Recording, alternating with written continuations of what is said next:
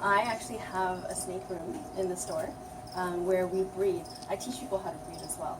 Holy smokes! Pick her out. Oh, really? No. Yeah. It's okay. She's a little bit afraid of this guy. I want you to first understand why you're scared, right? So don't just stop yourself from being scared. It's okay to be scared.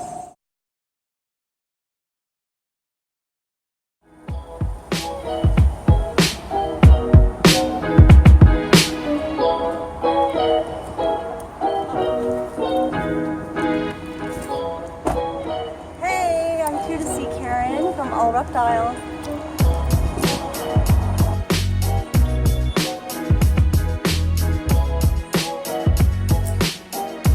Hey, Karen. Oh, it's good to see you. Good to see you again. So awesome. This is Karen Truong from All Reptiles in Toronto, and today we're going to speak to her about her awesome store and her story behind how she became the successful entrepreneur that she is today. Should you want to put your stuff down and then we Yeah, can take a look sure. around the store? Yeah. Okay. So I'm so excited to be here, and when I first heard about you, Karen, I was so excited to share your story because there isn't a lot of women entrepreneurs out there that have made their mark in a predominantly male industry. So this is like super exciting for me, and it's also scary because there's some reptiles in here that I'm a little bit terrified of. Yeah. But you know what? It's all about overcoming our fears and pushing ourselves past our comfort zones and doing things that will strengthen us. So you are our primary example of someone that's done a lot of things that a lot of women would be really fearful about doing. So I think that's pretty incredible, and I just want to share more about you. Okay. Yeah, no, thanks for coming. It's a pleasure to have you here. Definitely, like, the fear factor is something I deal with on a regular basis here. We get a really good mix of people that come in here, people that know reptiles, really passionate about it, but we also get people that come in here that are really scared, and you can see them almost kind of like tiptoeing into here, and they're like, oh my god, is everything away? Is anything loose? And I get that a lot. Like, a big part of what myself and my staff does here is that we help people overcome that fear. There's different levels of it. Some people are just, they just don't know anything about the animals and they want to learn about the animals. But some people actually have actual phobias. So uncontrollable, irrational fear. They don't know why they're scared, they're just scared because they're scared. Although we do educate people as part of what we do, but in a very, very casual setting, so at everyone's own pace. If someone wants to come in here the one time and then never come in here again, that's fine. We don't have a problem with that. But we also get people that come in here almost on a weekly basis. Oh, you're kidding? Yeah, and they're like working up to, okay, one day I'm gonna touch something in here. Cool. Yeah, so it's cool. We get a really, really nice mix of people in here. Yeah. Oh, I love that. So, just a quick look around the store, right? As soon as you walk in, this is what you're greeted with. This is a really nice communal cage that we have here. By the way, this is Soleil. She is the keeper here. I love her to death. So she was a rescue dog that came from one of my customers here. So she grew up here. She's been here. She's 8 years old now. The company's about 9. So she's been here since the beginning. And my customers all know her. The way that the store is laid out, we have, like, most of our products are on the left side of the store, the north side of the store, and then all the animals are throughout, but mostly on the south side, and then throughout the middle and by where the side door is as well. There is kind of a general flow of how things are. People usually come in a retail environment. People tend to like always go to their right, just the way traffic flows. So the first thing you see is like there's a wall of snakes here. This is our boa display area. This is a Dumeral's boa right here. Over here we have all crested geckos, which are arboreal species, super popular with young kids, people that want something that stays small, low maintenance, easy to care for, and great choice for lots of families with young kids. This is an arboreal section. So the term arboreal means they live up in the trees, right? So this guy's really cool. That's a panther chameleon. And yes, they do actually change colors, but no, they don't change colors the way you see on the internet. Those are not real. These are young veiled chameleons. and you can see they're shedding right now. Okay, he doesn't even look real. He looks like an old guy. He doesn't look real. He's shedding. Do you get attached to any of these? And then when they... I have, but I also have to keep in mind as a business owner, this is what, I have staff to pay for, so we have to sell things, that's right? the whole purpose here too, Yes, right? yes. But you know what, I get just as much joy selling these animals because people take them home and they love them like they're pets, right? Absolutely, yeah. People love them like they love their dogs and their cats. Yeah. I get a lot of moms and like grandmas that are not for it. Like I get the dads that come in and then they're like, okay, we have to go home and convince mom. They come back, they buy the animal, they go home. Next thing you know, within a month or two, mom's all into it. She loves it more than anyone else in the family. We get these stories and I love those stories. Usually it's because they're scared of them, but they don't know why they're scared of them. It's like a belief that they've probably had since birth, right? Like that, oh, it's kind of weird, but they've never had any experience with them. So once they do, they're kind of like a little more open, and then they get attached to them. People are conditioned to be scared of reptiles, especially snakes. Snakes are heavily stigmatized. A lot of that has to do with movies and television. Also, some cultures and beliefs. Snakes are often like an evil character, and because of that, people are afraid. But that's pop culture, and it's not real, right? It's created, and they're often exaggerated in those situations as well. So once people learn about them, actually study their behavior, and they understand the animal. They understand like why do animals attack, right? It's the same whether it's a cat or a dog or a snake. If they are threatened, if they feel unsafe, then they will attack, right? So if you create a safe environment for them, they're very friendly. So, Cher, are you scared of snakes? Not as much as mice. Okay, all right. So let's do this slowly. I actually have a snake room in the store where we breed. So I would love to show you the snake room. All right.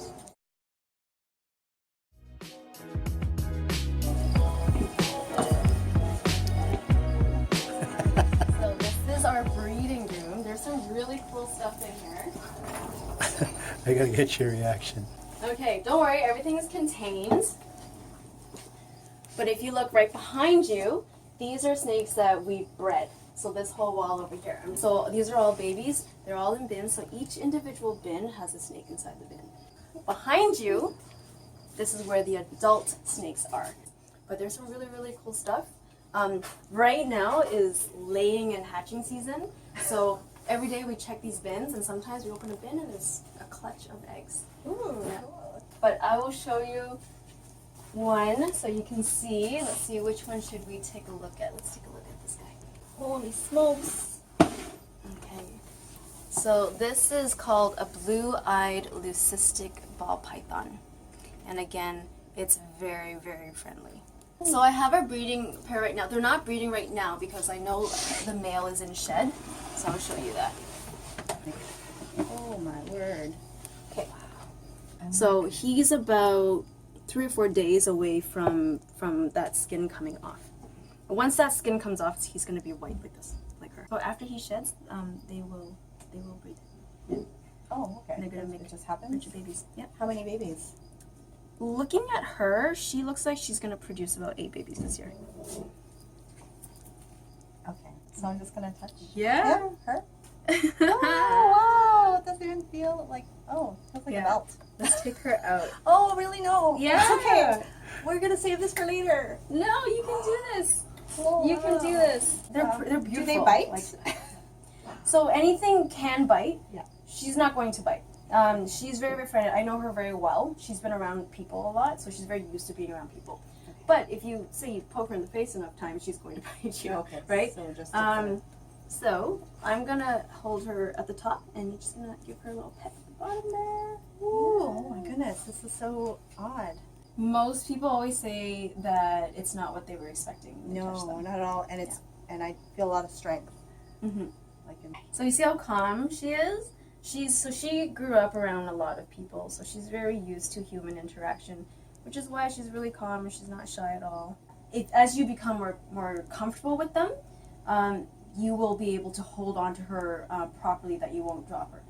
When people drop them, it's because they get scared. It's like, oh my god, I moved, and then they let go, right? But once you know for a fact that you have nothing to be afraid of, then you don't let go. Oh, Yeah. I see. So Oh my goodness! she's one of the smaller ones. How long is she? She's probably about just under 4, maybe 4 feet. She's about 4 feet.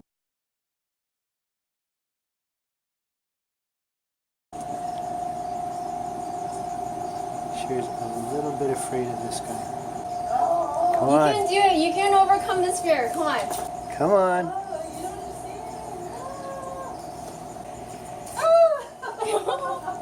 Okay. Okay, let's take this slowly. Just come closer. Slowly. I'm afraid I might drop it because it makes me so scared. Like I might just instantly be like, oh, I can't even see. Even like on TV, even if I see a picture in a magazine, Yeah. it freaks me out. Okay, so tell me, what is it about them that? I'm not really sure. Like I think the tail part really freaks me out. I don't know why. It So makes me feel weird. So ask yourself, the animal has a funny looking long tail. Does that make sense to you? That the fact that it has a tail is something to be scared of? It has nothing to be afraid. I have no reason to be afraid of a tail. And I know that it's harmless, but it makes me feel, or I have a feeling when I see it for some reason, and I react in a way that's, it just makes me very uncomfortable, and I don't know why, to be honest. So you know what that is? You have a phobia. You have that's a true phobia.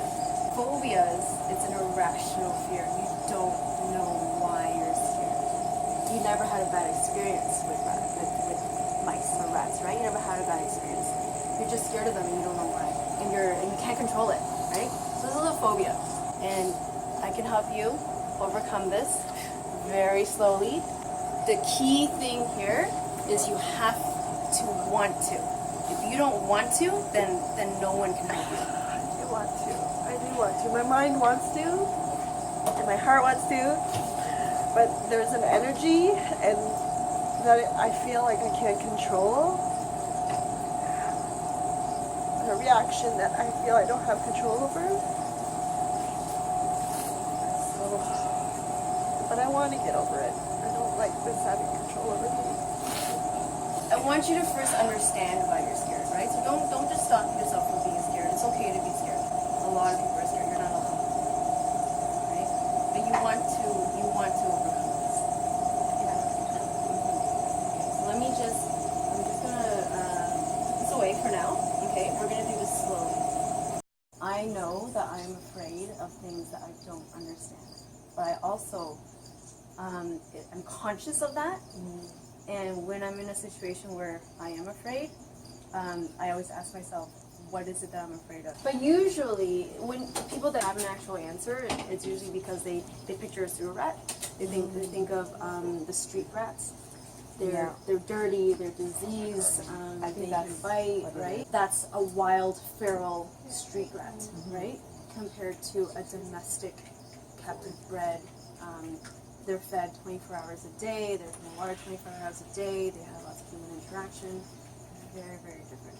Yeah, you were saying that a rat is like the best pet to have. Rats. Is that what you said? Very smart. I've seen rats bond to dogs. Yes, absolutely.